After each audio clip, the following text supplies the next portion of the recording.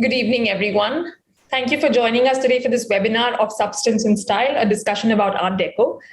As usual, it's incredible to see that people have signed up from several parts of the world, including New York, Hong Kong, Alexandria, Cape Town, Paris, you name it. And closer home, of course, we have guests tuning in from Bangalore, Pune, Cochin, Jaipur, Ahmedabad, and Mumbai, of course. We have a great lineup for you today. Speaker Dr. Michael Windover, Associate Professor and Head of Art and Architectural History in the School for Studies in Art and Culture, Carleton University, will be looking at the concept of style in general and consider the particular case of Art Deco. Dr. Windover is the author of Art Deco, A Mode of Mobility, and co-editor of the Routledge Companion to Art Deco.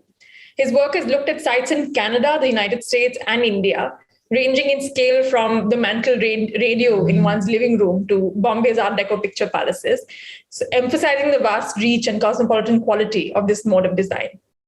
Following his talk, Dr. Windover will be in conversation with Alisha Sadikot. Alisha is a museum and heritage educator who uses walking tours as a tool to encourage public engagement with Mumbai's urban histories, art, and museum collections. Her practice aims at broadening conversations around these aspects of the city through the Heritage Project and Art Walks Mumbai. Both speakers will take questions from the audience at the end of the session, so please direct your questions to the host, Art Deco Mumbai Trust, in the chat box, on Zoom as well as on YouTube if you're joining us from there.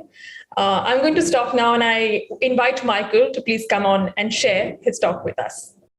Over to you, Dr. Windover.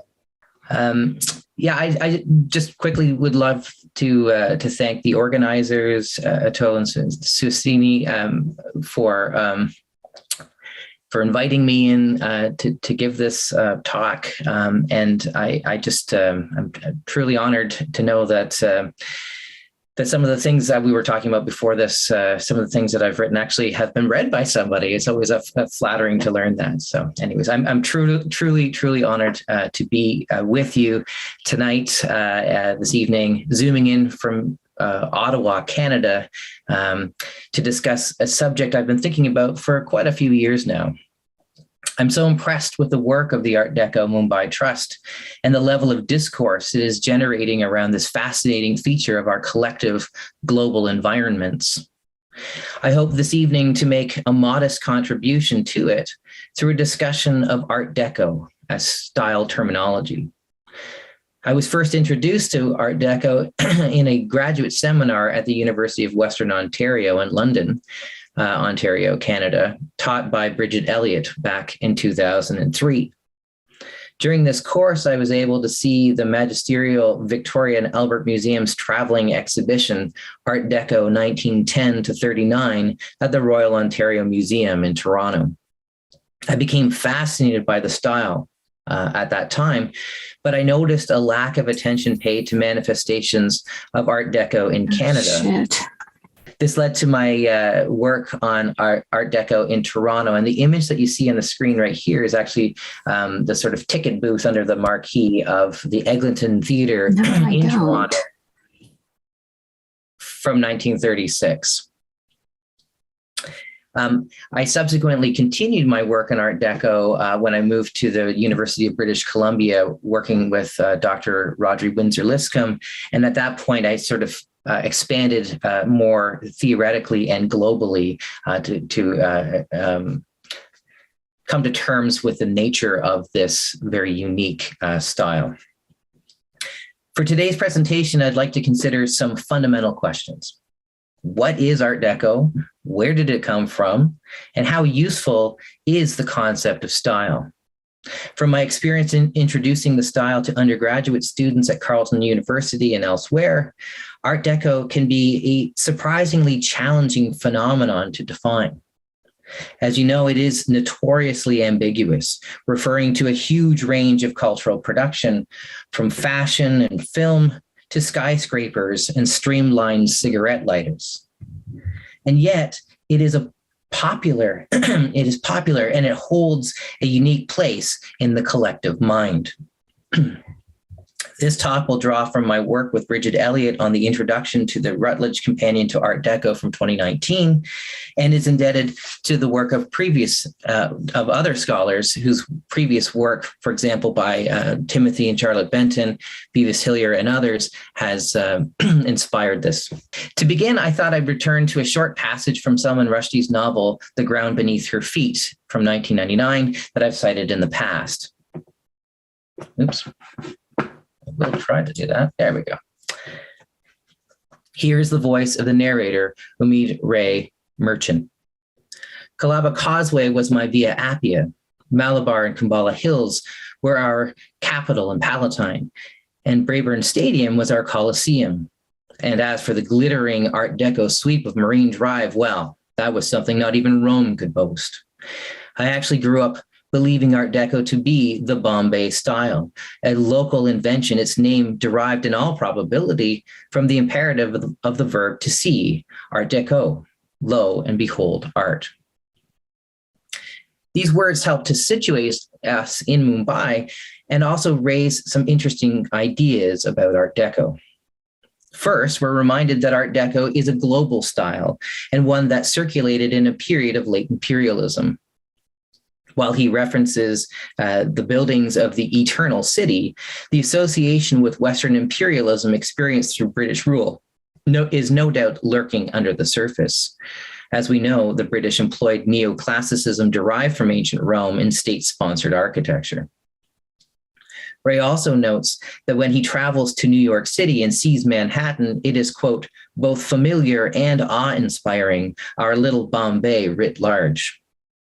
This points not only to the cosmopolitan quality of Art Deco, but the way that it can be a deeply local phenomenon. He's even a little disappointed by the fact that Americans who had so much possessed this style too. Thirdly, there is the confusion of the origins of the style and, through mistranslation, the creation of a meaning that makes sense to him. Here we see the desire and value of locating meaning in personal experience. For him, Art Deco is about visuality. It is about seeing art of a certain type in the everyday environment. Visuality is certainly a key component of this stylish style, and drawing attention to the way people see and interact with Art Deco provides important insight into interpreting its impact, value, and use both in the past and today. Encountering Art Deco in fiction as words and ideas rather than material things highlights in some ways the fact that Art Deco as a label is itself part of a discourse that draws its logic from outside the circumstances of material production related to the things we define with it. In other words, the term and its usage come from a different context than the material. The historical distance between the two may account for its ambiguity. At this point, I'll review the context of Art Deco and look at some of its challenges and critiques of it before considering the value it may have to offer us today. Art Deco is an art historical term. In an oversimplified way, it is used to define a class of designed objects, including architecture, that sit somewhere between and overlap with what could be called traditional and modernist. It was invented in the 1960s and popularized through the 70s in the Anglo world, initially through the works of design historian and journalist Beavis Hillier. Here, you can see the cover and page spread of his 1968 book, Art Deco of the 1920s and 30s, and the cover of the catalog for his important exhibition, The World of Art Deco, held at the Minneapolis Institute of Arts in 1971. No one in the interwar period, when the jewelry that you see there was created, used that term. Instead, a variety of labels were employed, including modern, zigzag, modernistic, streamlined, jazz modern, etc., etc. Modern, modernistic, and jazz all conjure ideas of the up-to-date, the modern, of the minute. Moderne captures the cosmopolitan connection to Paris, the modern fashion center of the West, while jazz suggests movement and perhaps the rich hybridity of the style, as well as its modernity. Zigzag and streamline likewise refer to movement, though more descriptively than through analogy. Art Deco picks up on some of these connotations, for example, the reference to Paris, but refers to a very wide variety of things generally thought of simply as modern at the time. But why the 1960s and 70s? There were a number of socio-political and disciplinary factors at play. For one, there were developments in the post-war academy, notably the arrival of cultural studies and design history, which sought to study elements of popular or folk cultures rather than elite or high design. This opened scholarly inquiry into hitherto overlooked aspects of visual material culture of the interwar years. Vernacular architectural history also developed, drawing more attention to everyday buildings and employing material culture methodologies. Together, these disciplines have cross-pollinated together and with other older disciplines of art and architectural history, and have, over time, made room for academic study of subjects previously ignored. Relatedly, the period saw a revival of heritage movements in the West. These were due, at least in part, to the threat posed by post-war modernization projects that resulted in the demolition of existing buildings. Suddenly, Victorian and Beaux-Arts structures were worth fighting for, like Penn Station, which, despite outcry from prominent figures, was demolished in 1963. And in this image, you can see at the front the architect and godfather of postmodernism, Philip Johnson, right next to Ada Huxtable, the important New York architecture critic. Art Deco buildings were, of course, also under threat, and some received heritage protection in New York City as early as 1974. Art Deco societies were founded around this time, for instance, that of Miami Beach a few years later in 1976, to help save and protect individual buildings, districts, and heritage assets. Pioneering work of the 1970s and 80s certainly helped to recognize and publicize the value of buildings, and the label Art Deco helped to give them a collective meaning. Another important factor that helped to spur on the invention of Art Deco in the 60s and 70s was the critique of the modern movement. I cite here Robert Venturi, Denise Scott Brown, and Stephen Eisner's Learning from Las Vegas, published in 1972, just a year after Hillier's exhibition in Minneapolis. Architects and designers enjoyed the playfulness of some of these spaces and promoted a both-and approach to design, which in some ways resonates with the logic of Art Deco. Some architects working in a postmodern mode, like Michael Graves, here's his Portland building of 1982, reacted to the seeming monotony of the so-called international style with overt references to ornament. Art Deco buildings provided inspiration for some of these architects. Part of the critique against modernism was aimed at the historiography of modern architecture. Revised histories, beginning with Rainer Banham, began to reveal a more complicated and less straightforward picture of modern architecture. While some modernists were rediscovered and given their place along the well-known trajectories already laid out by Nicholas Pevsner and Siegfried Gideon, for example, the incorporation of futurists and expressionists, others remained outside the dominant narrative. Art Deco became a label for this other modern architecture and design. Design, it should be noted, that was also often associated with commercial spaces, everyday buildings, and importantly, spaces associated with women. This was no doubt the result of second wave feminism, which saw scholars rediscovering the role of women in modern art, architecture, and design. One such figure who was rediscovered in this period was Eileen Gray, whose work is often associated with Art Deco. This image of the Salon de Verre includes furniture now considered design icons, the dragon's armchair and Bibendum chair. I bring this up as it points to another crucial reason why Art Deco was invented in the 1960s and 70s, the antiques market and patterns of collecting.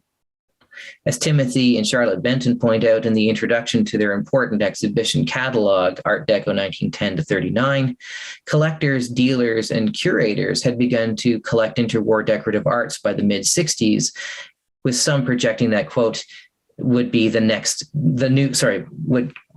next trend would be based on the 20s and 30s. Along with the rising profile of objects from the period, as seen in galleries and exhibitions and museums, interwar graphic design found its way into popular culture.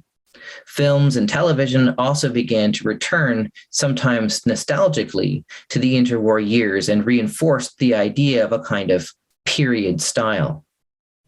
And this leads to the last of the factors I will raise about why and how Art Deco came into being in the 1960s and 70s, the discipline of art history.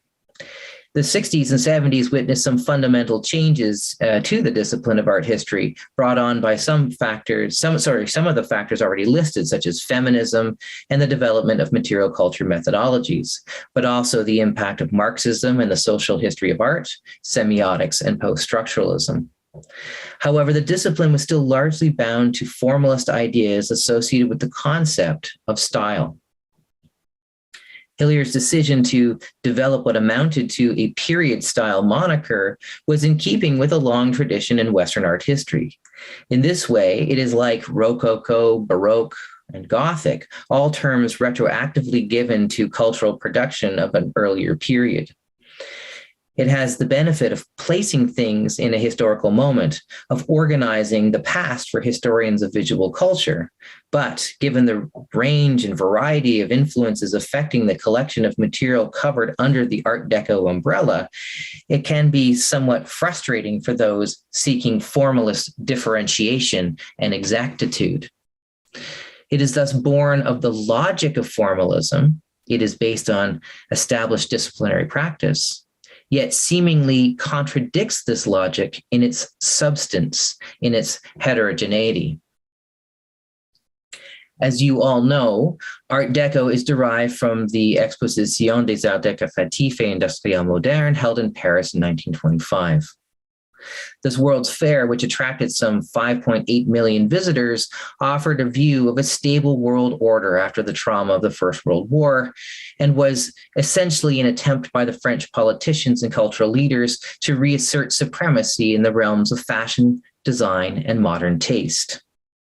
In standard modernist historiography, however, only Le Corbusier and Pierre Généré's L'Esprit Nouveau Pavilion or the constructivist Konstantin Melnikov's Soviet Pavilion ever appeared. These modernist structures exemplified differing ideologies and offered new worldviews. The majority of the pavilions, especially those built by the French, had little to do with radical revisioning of society. Instead, pavilions like La Matrice seen here offered a distinctly modern vision of a world as experienced. It presented the idea of modern lifestyle. This pavilion, commissioned by the Galeries Lafayette department store, presented a tantalizing backdrop on which visitors could see themselves as modern. This was much more in line with the purpose of the fair, which was to help rebuild the French economy based on pre-existing foundations. One of these foundations was fashion.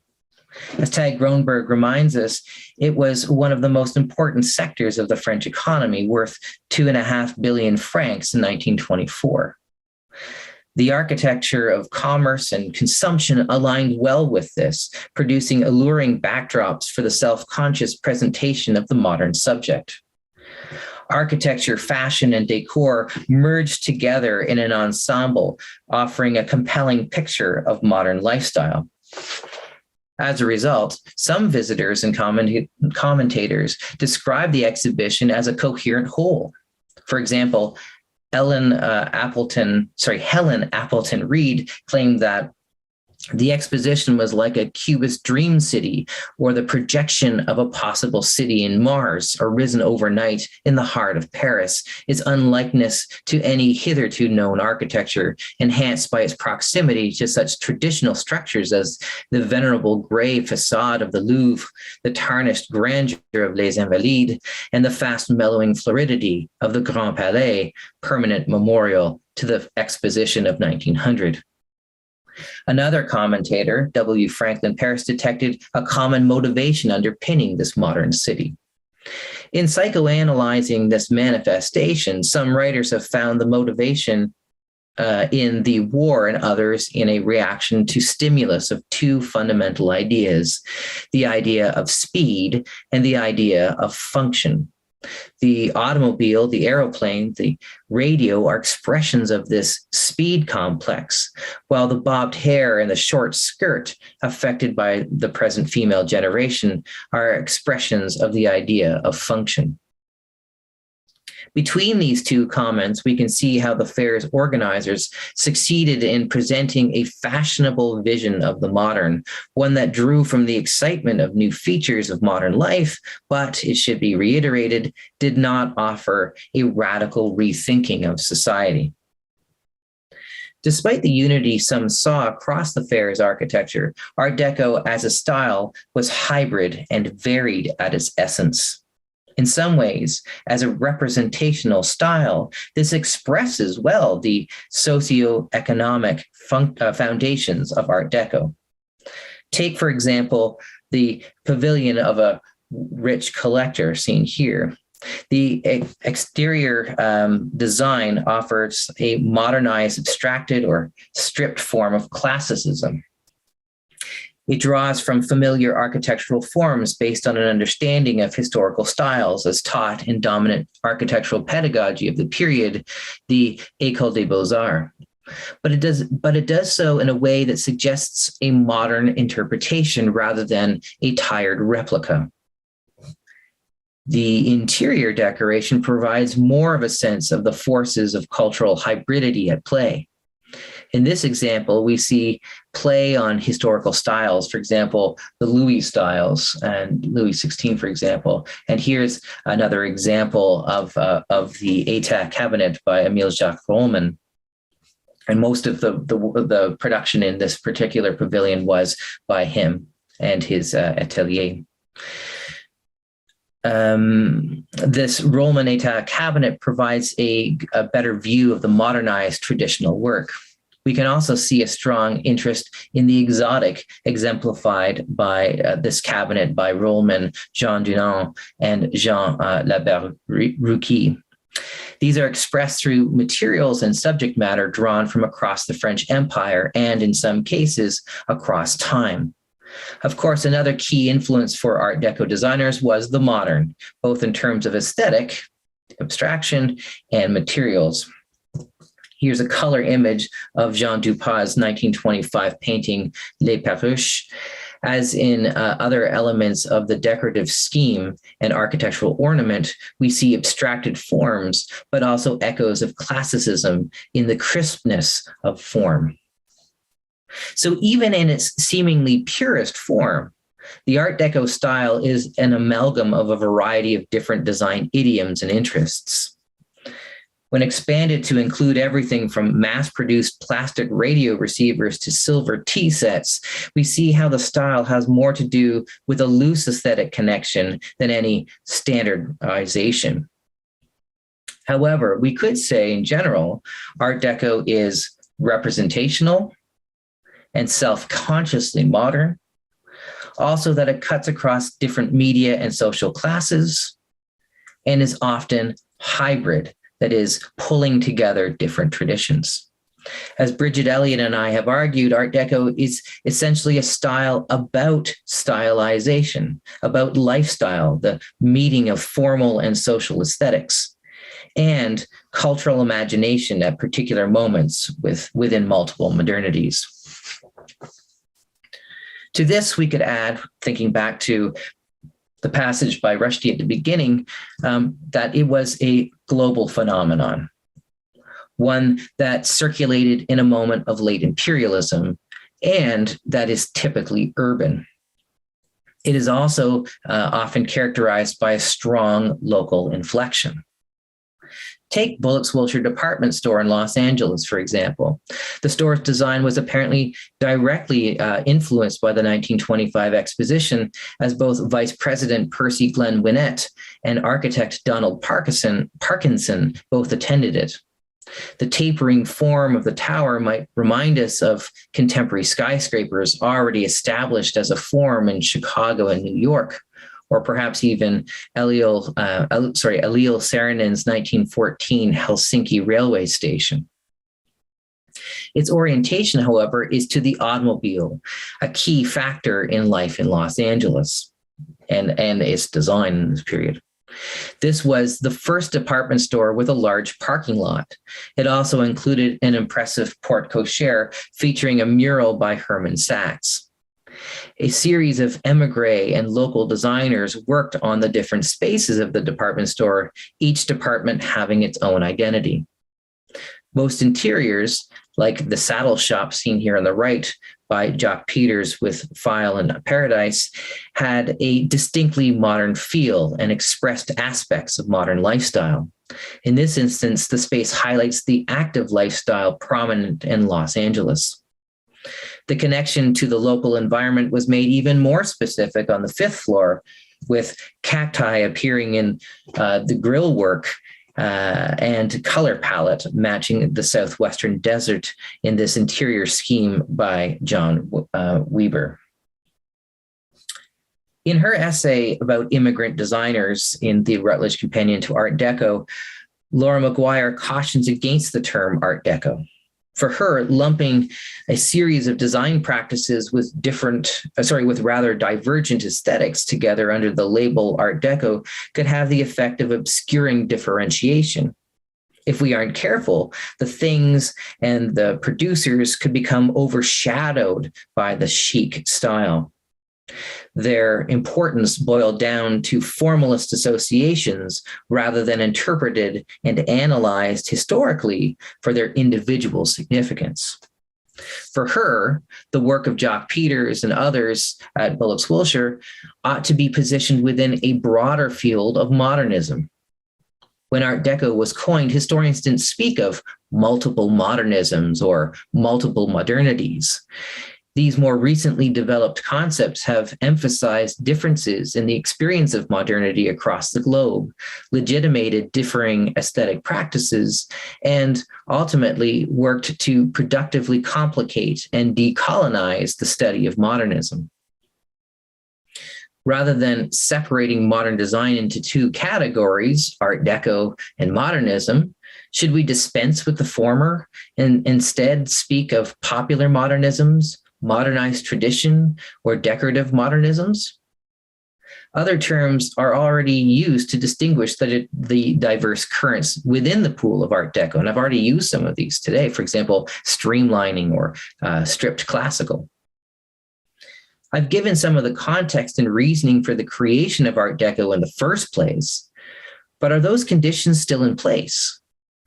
With the concept of multiple modernisms in place and more interest in researching other forms of modern expression and experiences of modernity, do we still need a separate category to protect and elevate what could be seen simply as a subset of modern production? Edward Dennison, another contributor to the Routledge Companion to Art Deco, also sees a problem in the broad both and or catch-all term of Art Deco. He notes that the term has been used to promote the Eritrean city of Asmara as a kind of Miami of Africa. Dennison has worked extensively on Asmara and contributed to the nomination dossier for its UNESCO World Heritage status as a unique modernist city. Following the invasion of Ethiopia, this colonial Italian city was transformed over the span of 6 years.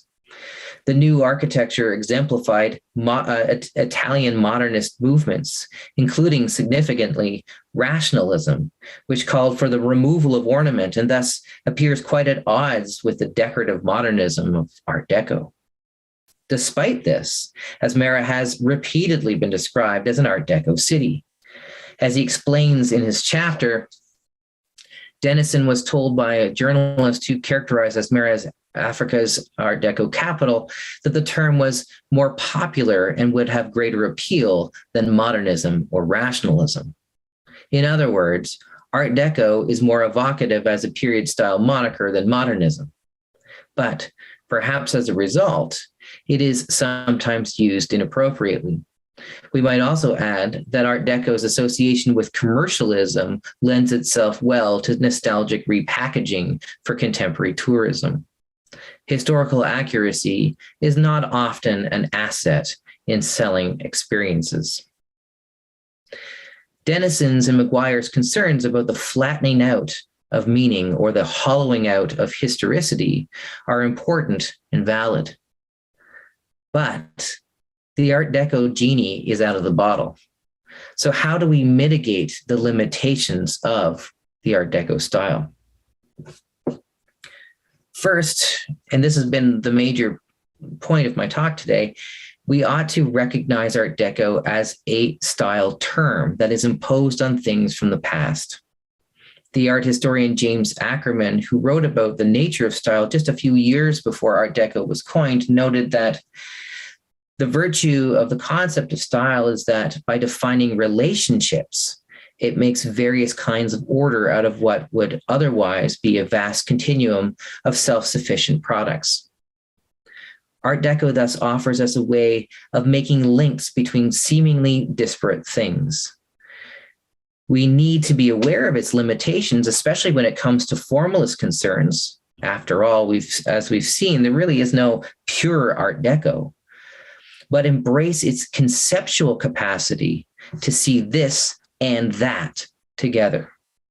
With this in mind, Art Deco can actually offer an entry point into conversations about the transmission of ideas, the politics of ornament and space, the socio-cultural values of modern design idioms in a variety of different contexts. Modernism has a long and varied and complicated history that continues to this day. Art Deco as a period style has the benefit of calling to mind a particular earlier era.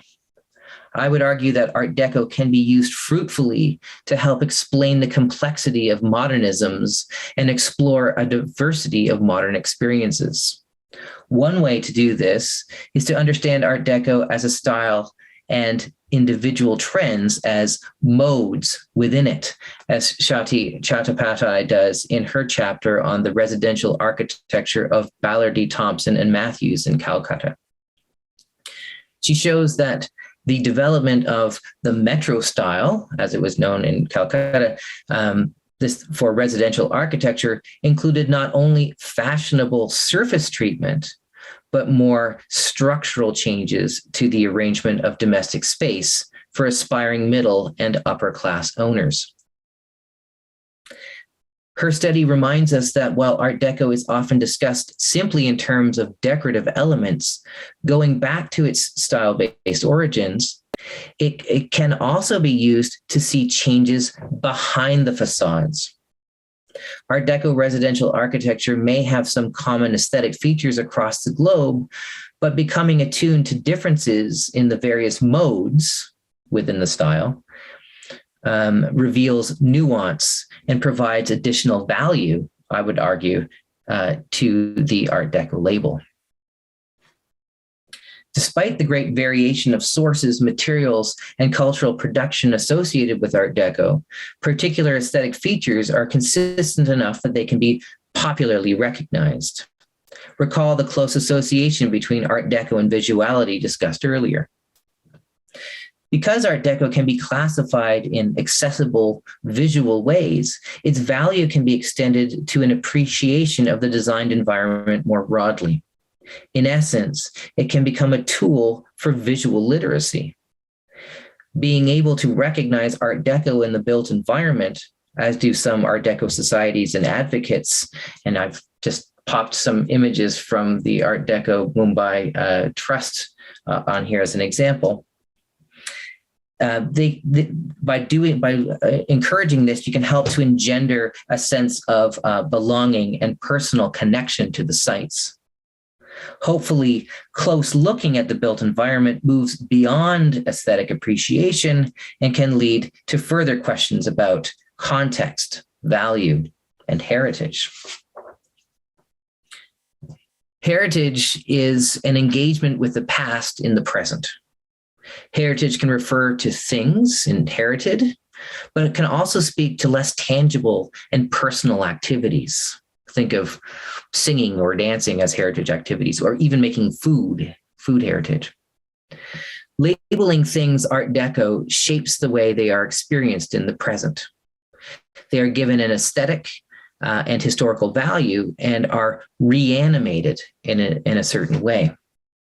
For instance, when my wife and I inherited a collection of 4 Art Deco radio sets last year, we were endowed with an opportunity not only to appreciate the value of the visual and material quality of the receivers, but consider their histories. I used them recently to write a short piece in the decorative arts and design magazine Ornamentum, where they helped narrate the incorporation of modern design in radio cabinets in the 1930s and 40s in Canada.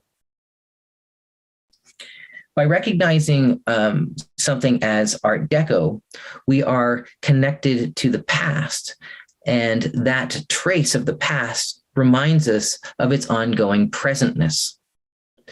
What a discussion of heritage brings to our conversation about Art Deco is a consideration of the longer life of things and spaces.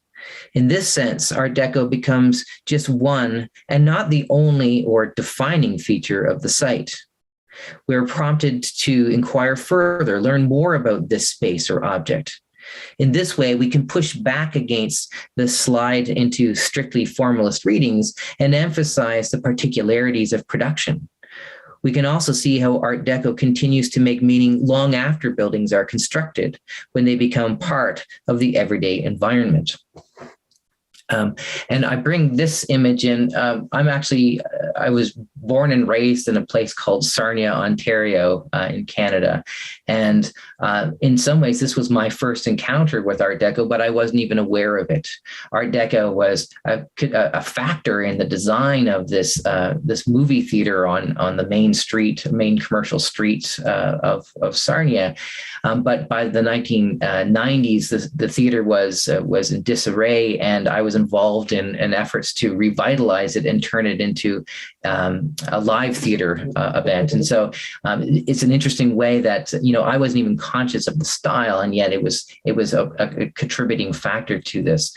What's more important to my point here is that it's one of a series of other elements that make this site valuable, and it actually has become a really important cultural hub in that small city.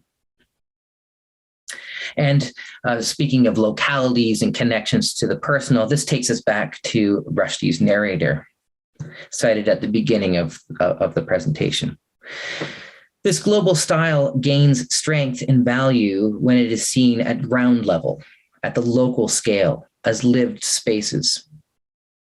Perhaps the most important part of this passage is the sense of personal connection and collective ownership of the style. Because of its popularity, Art Deco can contribute to collective meaning-making.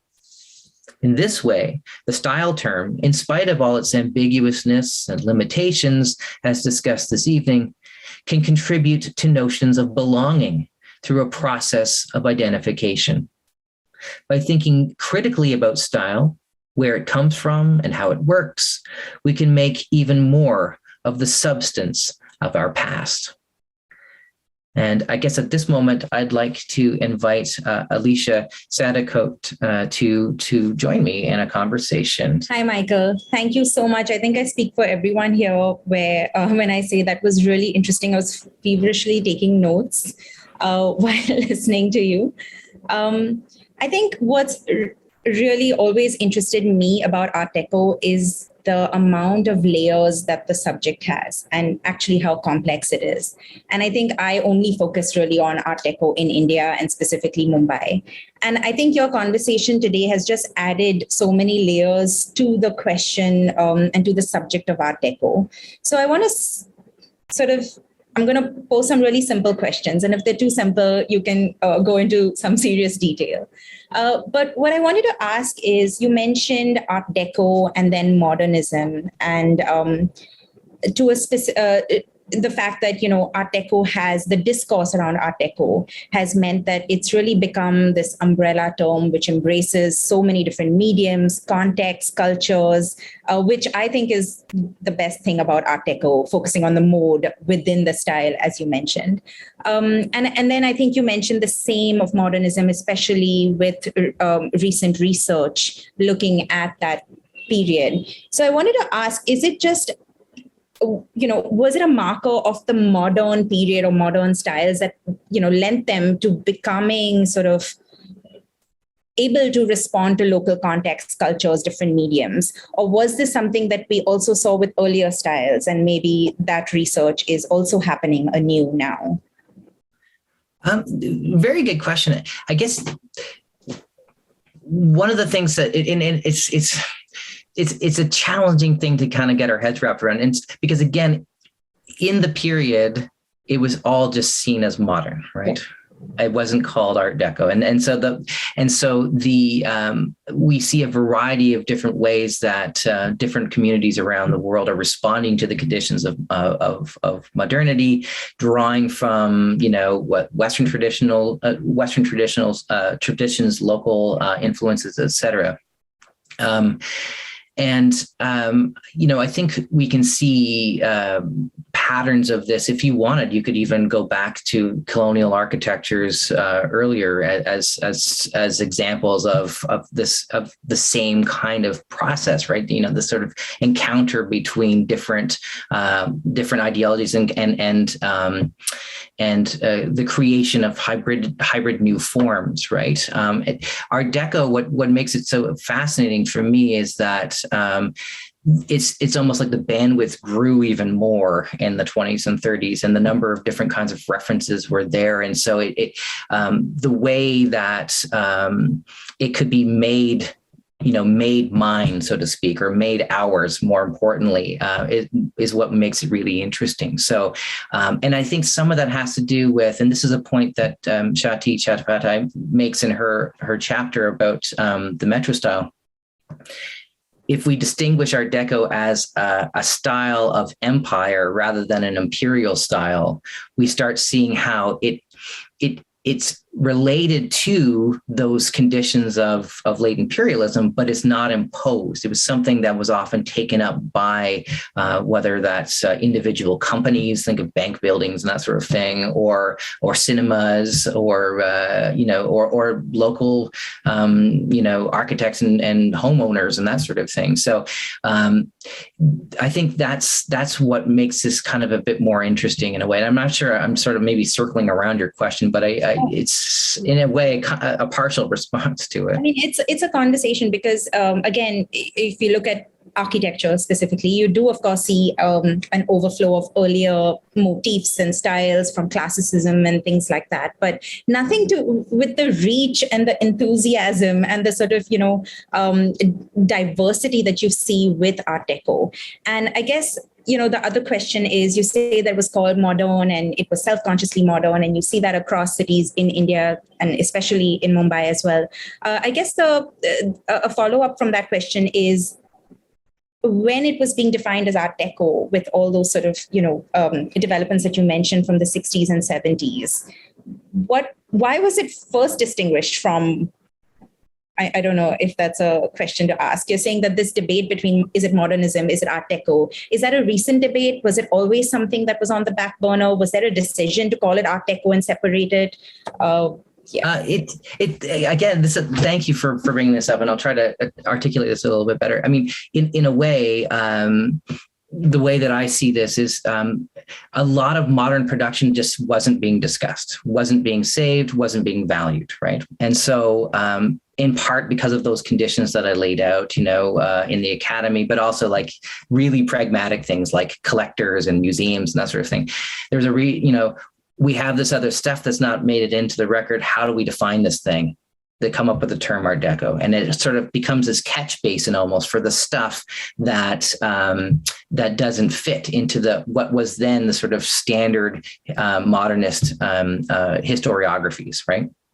So that's sort of where it comes from. But then you have a problem afterwards in that, well, now we think of multiple modernities. We have these we have a more complicated understanding of modernism as a kind of discourse.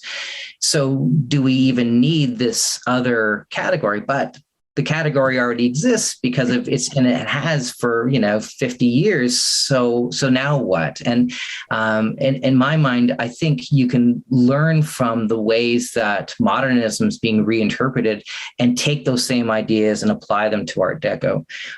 There are power imbalances. There are really problematic things about some of the production of Art Deco, right? If we think about appropriation of ideas from cultures and being slapped on things. In Canada, for instance, it was quite common to have representation of Indigenous peoples put onto buildings to represent areas of land or ideas, which is very problematic.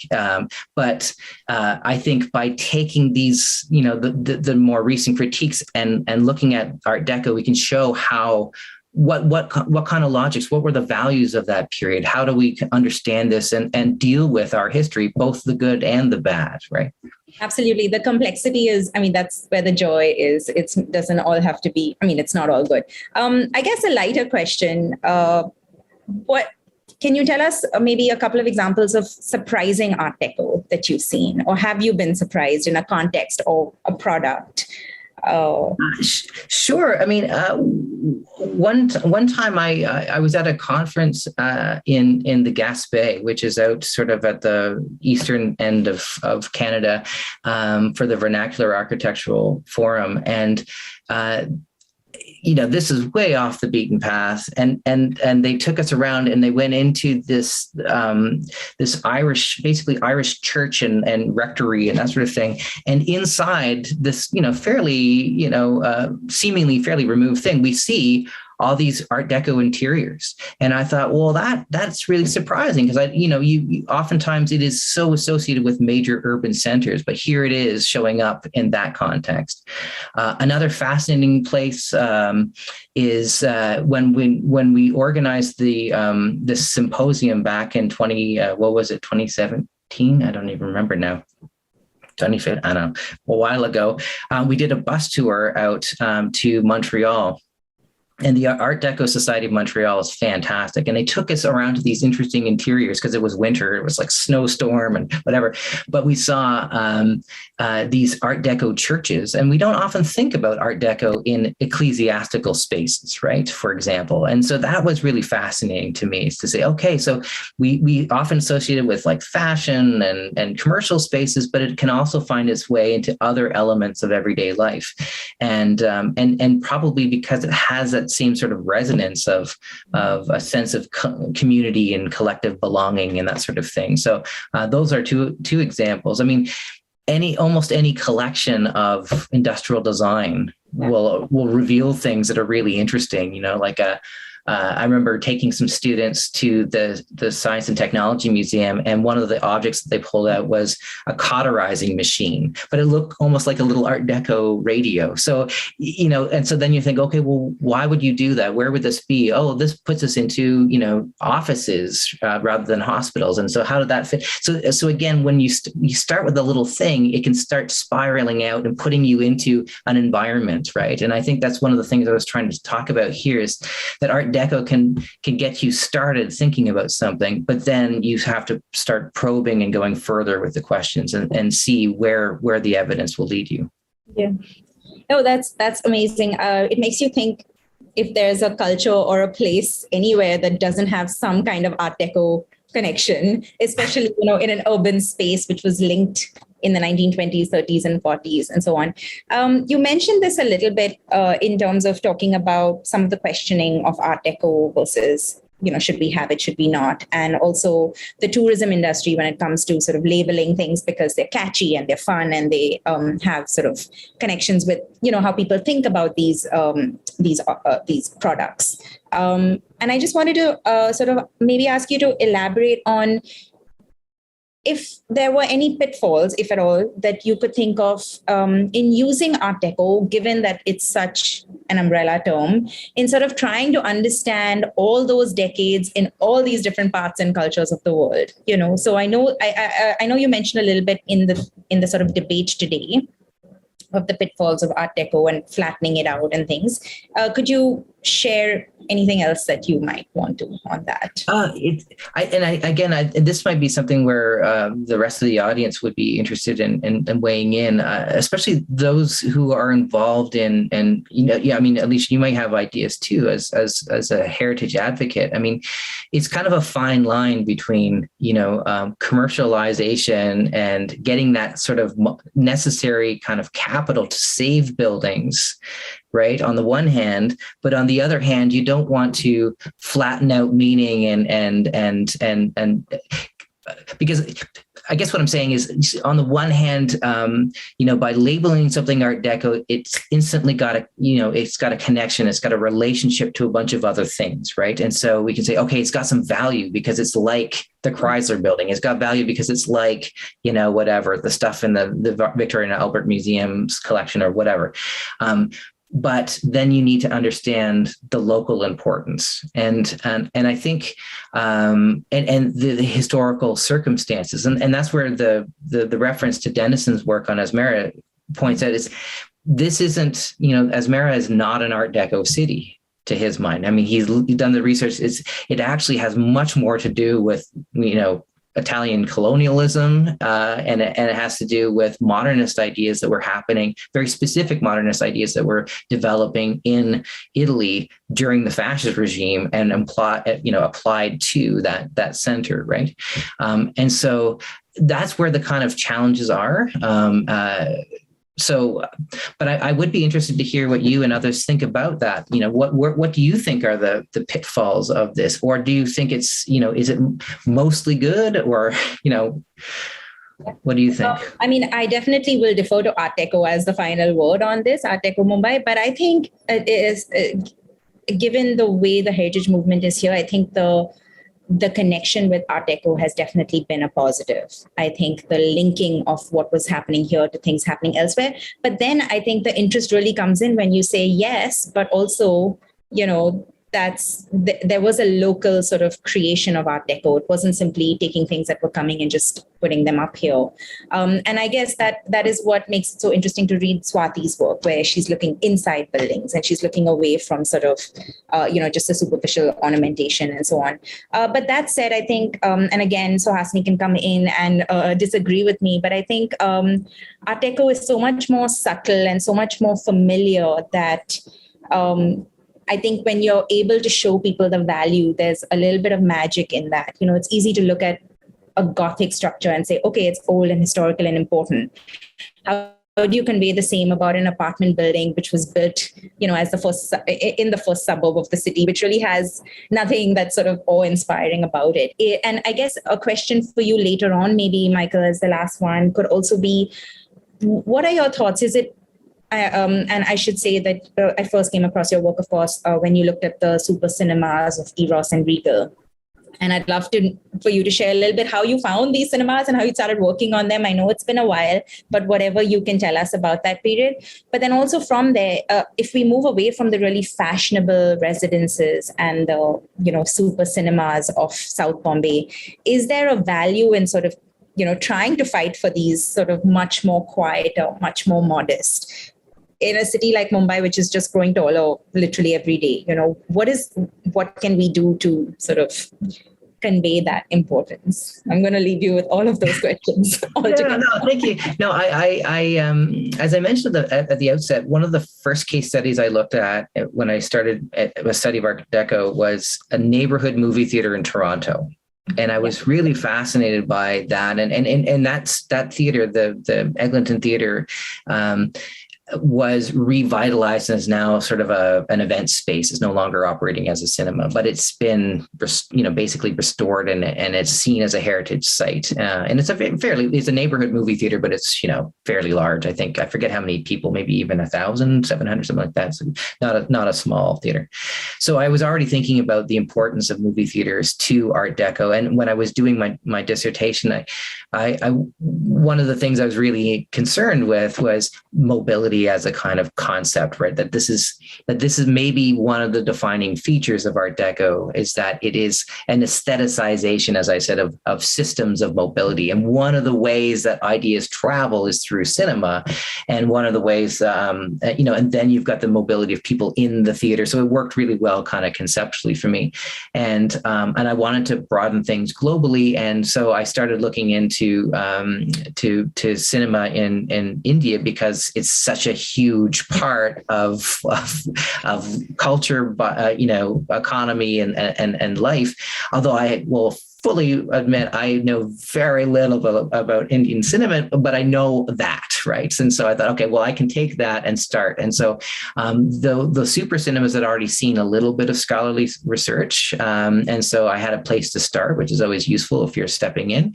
And I had the support of my one of my committee members, Catherine Hacker, who is a specialist in South Asian art. And so she was encouraging. She, in fact, was the one that said, hey, I found, there's this book about writings on Bombay. You might want to have a look at this passage about Art Deco. I was like, oh my goodness, this is so perfect. So she should really get the credit for that quote that I used a couple of times today.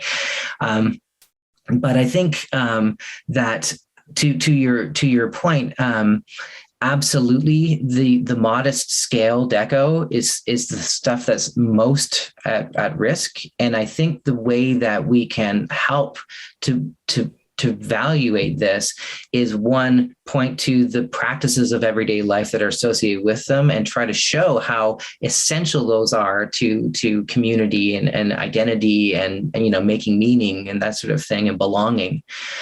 But also, as people become more and more aware, not only of those everyday life practices, but also the sort of aesthetic level, and the way that this can connect you to a whole host of others, that can help to make the argument to save it, right? And make the argument to say, this is important because you go to it, and that's really, really valuable. It's also, we can also add this other thing to it and say that this is links to a whole bunch of other things that people think are important for those reasons too.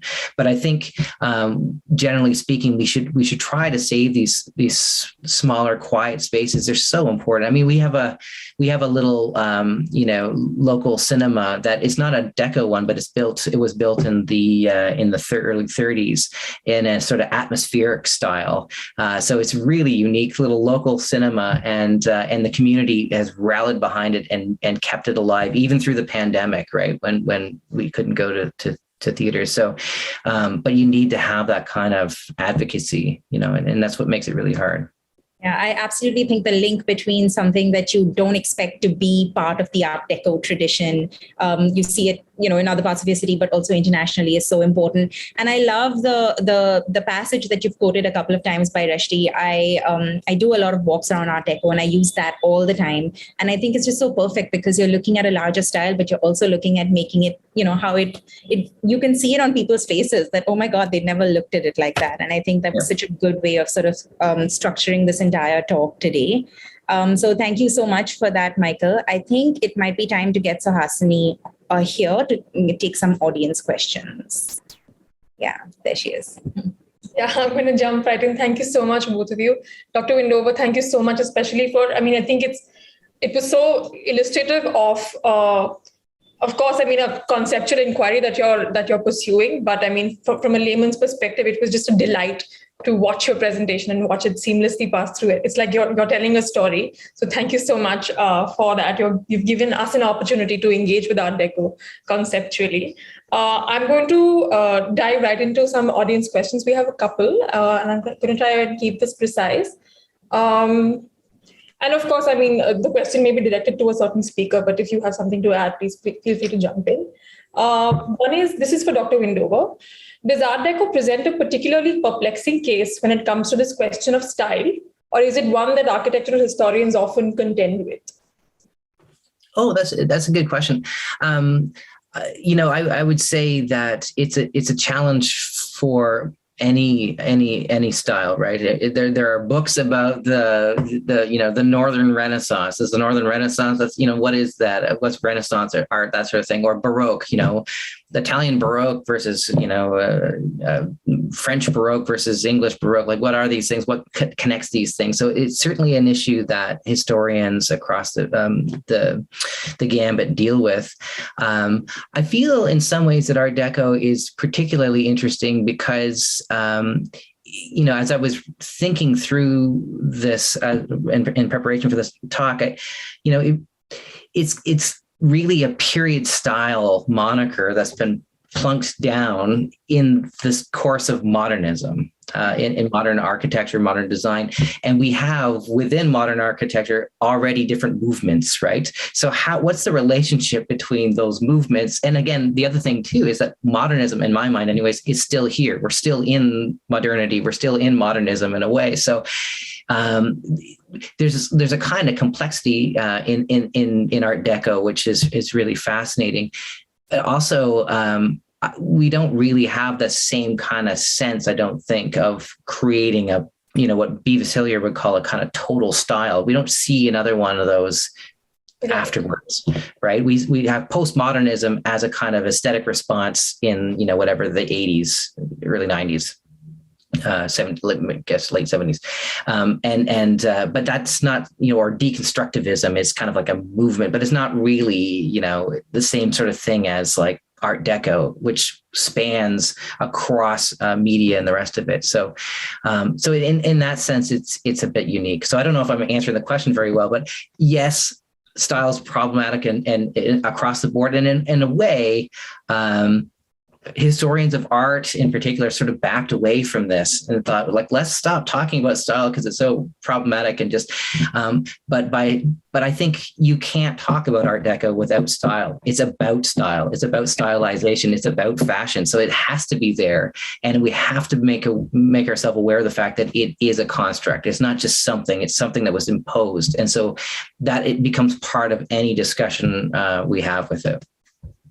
Perhaps the problem with it also, being about style and being about aestheticization is that it's considered a lesser form in some circles. In terms of discourse, this relates to another question that's come in, which is that a lot of architectural styles have had extensive research and inquiry that have drawn from various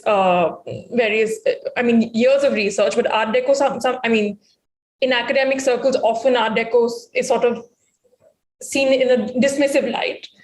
And is also, since it's a modern style, it doesn't get its due, whether in academic circles or even in sort of like layman circles. You think that it's a modern style. This is something that was built in the last 80 years, so there's no cause to consider this as heritage. So could you comment on that? Absolutely. And it's a great point. And I sort of touched on a little bit when I was saying that, in the modernist historiography, you've got Corbusier, you've got Melnikov, you've got, those have, they have, there's a kind of polemics to that. There's an intellectual kind of tradition that these things are coming out of. There is no Art Deco manifesto, right? Yeah. So as a result, you're not going to go back and find that. So as a result, as you say, it's overlooked, it's seen as, just fantasy fluff, that sort of thing. In part, it's the stuff of everyday life too, right? Rather than, the stuff of and I don't mean to minimize it, but it's not the stuff of the kind of intellectual traditions associated with some of those other movements. This isn't to say, and this, maybe part of the critique too is against the École des Beaux-Arts when we think about architecture, because a lot of the architects who were involved in Art Deco in, say, Europe and North America were at least trained or influenced by the kind of pedagogy there, and so they were able to draw that into it, and that mode of teaching was under attack by the modernists as well and so there's a little bit of that as well that we can bring into this conversation. But yeah, it's one of those things that because it doesn't have a clear, like, it's not a movement in the sense of art movements that we can see, like Fauve and whatever. It has it's harder to put your finger on, and so therefore it's maybe not taking this seriously. Anything and everything almost, no? To a degree. And this is the other challenge. If it's everything and anything and everything, then what is it? Right. Yeah. And I think that what we need to do is try to police those bounds to a degree without making this just a formalist argument. Right. And that's where I put out some things that I think we could use to help define the term. About it is about representation on some level. Right. It is about being self-consciously modern. I think, I think that there, for the most part, there is some level of hybridity, maybe not in all Art Deco forms, but there's something there. It is something that be seen as being across media and across social classes. And that's another thing that makes it kind of unique. Thank you for that. We have another question from Dr. Mary Woods, who's joining us from Cornell. She says, does Art Deco's visuality and its representation in lush color photography, which came into its own during the 1960s and 70s, undercut other discourses, such as its structural histories, which is steel frame skeletal construction, innovative use of air rights in city zoning, like Chicago DD building, and new town planning, the Art Deco of Greenbelt, Maryland? Well, that's the question. Thanks for such. She also asks, thanks for such a probing talk and response. Oh, well, thank you. Thank you, Mary. I think you're absolutely right. I think you're picking up on something that Shati was also drawing attention to, and I think is another space for further inquiry in Art Deco, and that is looking beyond the surface. Right. Initially, the surface allows us to have that to set up those relationships. But then, as you've raised, I mean, we could start looking at, okay, well, what about, new technologies? I mean, that's another part of modernism, and how are, new technologies being, like reinforced concrete, for example, and that sort of thing, being used in different environments, or in some cases, are people using the new technology in one space and trying to imitate it on the surface in another environment? And what does that mean? What is the relationship there? Why are we trying to do that? So I think your question is really good for probing further research into this, and that and looking at some of the structural components behind the facades. I think the facades are useful in helping us link things together to start asking those questions, though. I don't have much more to add to that, other than I think that's a really great point, and something that I'll think about it a little bit more. But there's a lushness and a enticingness. That's not the right word, not really a word, but like the way that the Art Deco is so photogenic, right? That it can kind of it can almost transfix us and keep us from asking maybe some of those kinds of questions that you're bringing up. Oh, thanks for that. This is another question from Eleanor. She's writing from Istanbul. This is, how strong were the connections between Art Deco in France and Bombay in the 1920s and 30s? And who were the mediators in this transfer? Of course, she's asking a specific question about Bombay, but I think this speaks also to your argument about it being a mode of mobility, that it's sort of present across, and it's emerging simultaneously across the world at this time. Excellent question. I think there are ways that we can see how elite patrons were moving in and out of France and into Paris and that sort of thing. So some designers from France were actually being brought into to design spaces.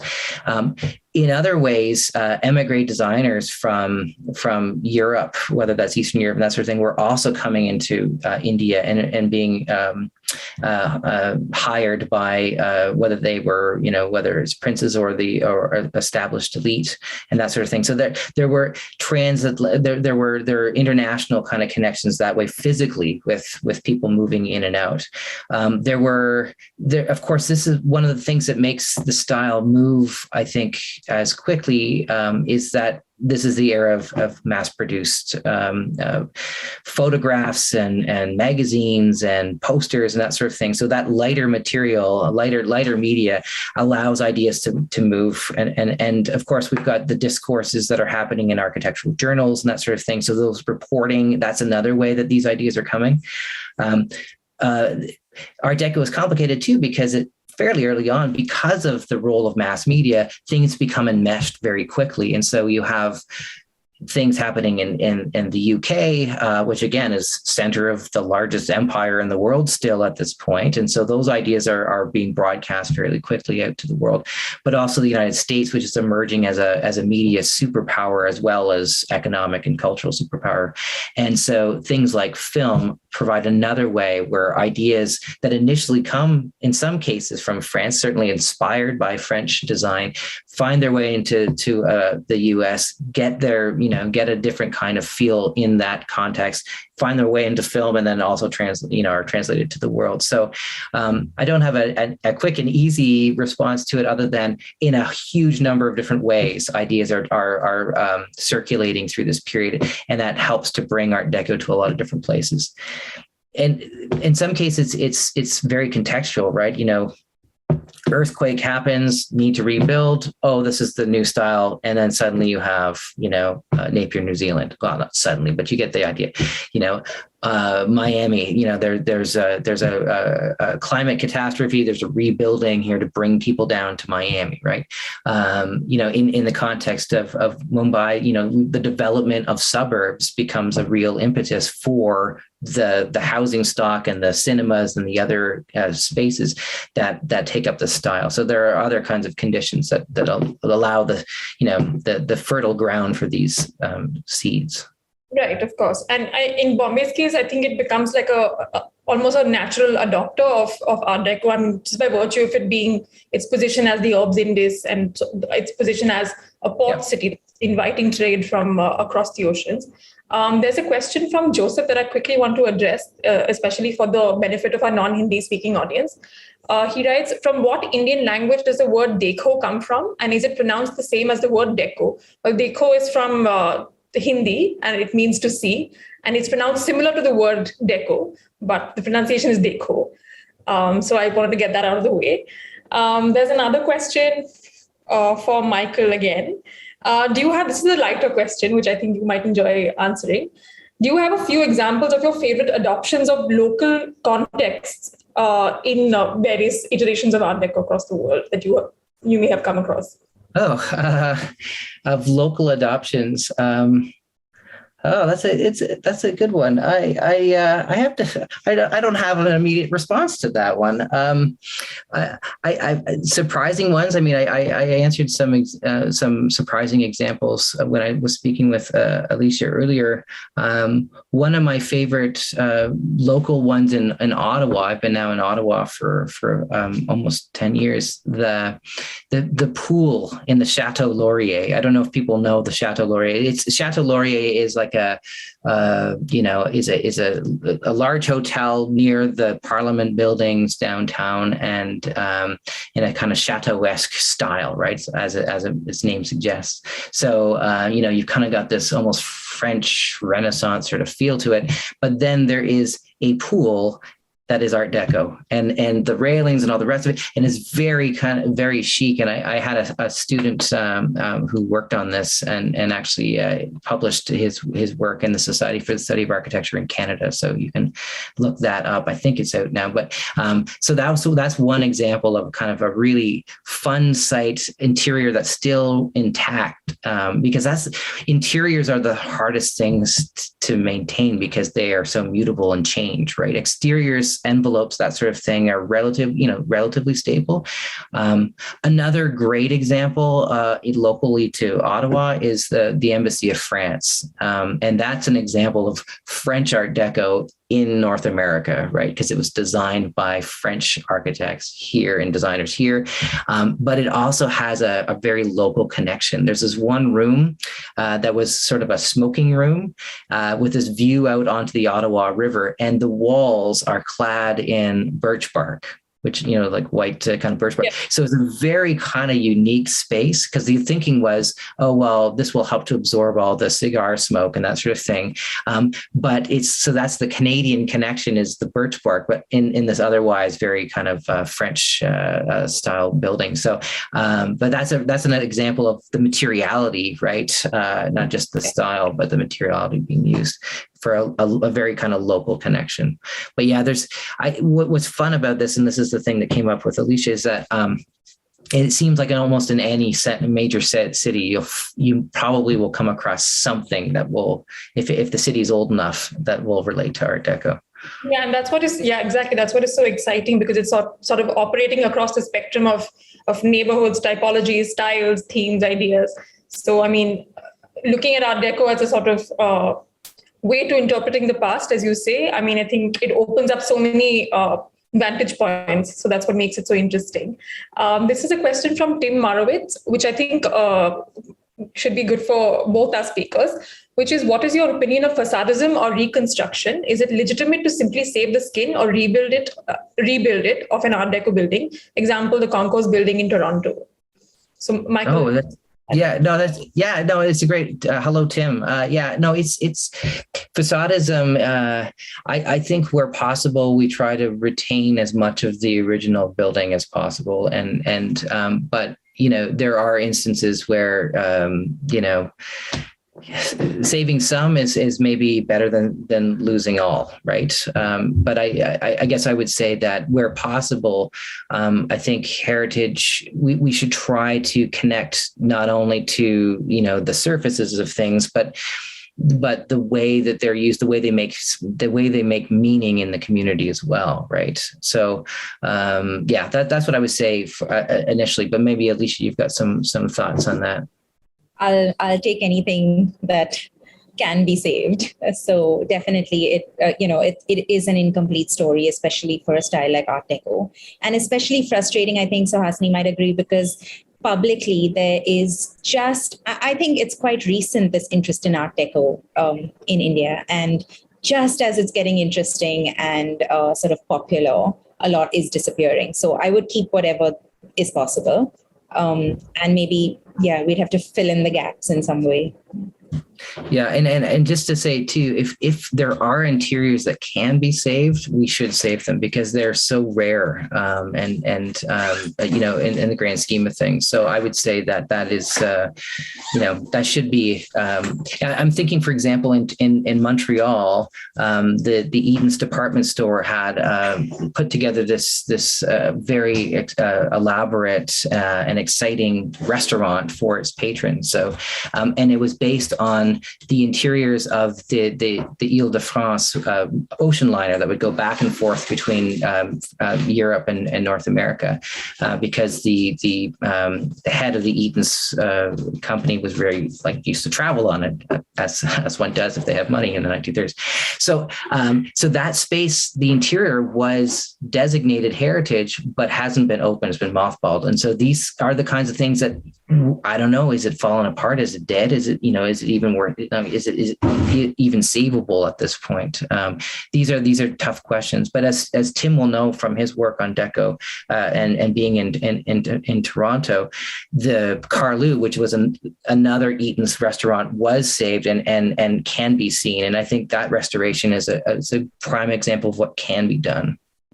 I think I'll just add to that, when it comes to interiors, we should also think about interiors that are publicly accessible. In a private home where no one can access, saying that might be easy, but how will we give a wider audience a chance to engage with this Art Deco? It's an even more complex question in a sense. Yeah, especially in Bombay, because a lot of our Art Deco is residential, right? So of course you have these beautiful facades on Marine Drive, which sort of belong to the entire city. But one has no control over what goes on in the interiors, and there's no other way to engage with the interiors since it's privately owned. I'm going to take one last question. Can I just ask a follow-up? Do you have a doors open program in Mumbai? Sadly, not yet, Michael. Okay, because that would be a great way of highlighting the value of this, right? If something like that were possible, even semi-public spaces, right? Getting, providing access to spaces. I know private interiors are particularly challenging, but even things that aren't always open to the public, just to help raise awareness and because as you know, it's physically being in the space and having that kind of immersive experience that really can change, your opinion on things. Michael, unfortunately, even though you can maybe get a one-time access maybe into one space at some point if you try hard enough, in my experience, the city is getting more closed to people coming into spaces. So yeah, you can see everything beyond their, wall or their grill, but we can't even go into our university campus, for example. It's all security reasons. So yeah, it's a very complicated, very frustrating issue. But I suppose if hope stays afloat for our picture palaces, then that's a great way to sort of experience the interiors of some really incredible Art Deco in the city. I'm going to take one last question, which I think is a nice note perhaps for us to conclude our session, which is, this is for Michael. Would you say Art Deco is always defined by a specific period in history, or does the flexibility of style also mean a more recent article or design could also have an Art Deco essence, so to speak? Excellent point. I think as a period style, and Art Deco has had retro decos that have circulated since. So I think absolutely it can be seen as something that can be drawn on for subsequent production. Absolutely, and so I think it just needs to be framed as such, right? And so and when you look at, and again, the big takeaway is historicity matters, right? So you need to, the more you know about that cultural production, the better, right? So when you're talking about things from the 20s and 30s and 40s, you frame it in that context. And same for, let's say the Poirot series that was on, like that's fascinating stuff in the way that it goes back to Deco and really helps to move things and set a kind of period feel, but it's done at a very specific time for a specific kind of audience, right? And so, but yeah, absolutely, there are decos and echo decos, I guess, that continue. So. Okay, this is a great terminology. We're going to take this forward, echo deco. So on this note, thank you so much, Dr. Windover. I think we can conclude today's session. Thank you for being so enthusiastic, from the get-go, from our earliest communication. This event, as you know, has been a long time in the making. And thank you so much for graciously sharing your insights and for giving us your time. I think we look at Art Deco as a tangible form so often. But it's important to sort of engage with it as a conceptual category, which I think our session has enhanced this understanding a little bit more. Thank you also to Alisha for being gracious with your time and for being so meticulous in preparing for this session. I've, of course, been privy to the behind the scenes, so thank you so much, Alisha. I'd also like to thank our audiences for spending their Friday evening with us. Thank you for supporting us, and I hope you enjoyed this talk.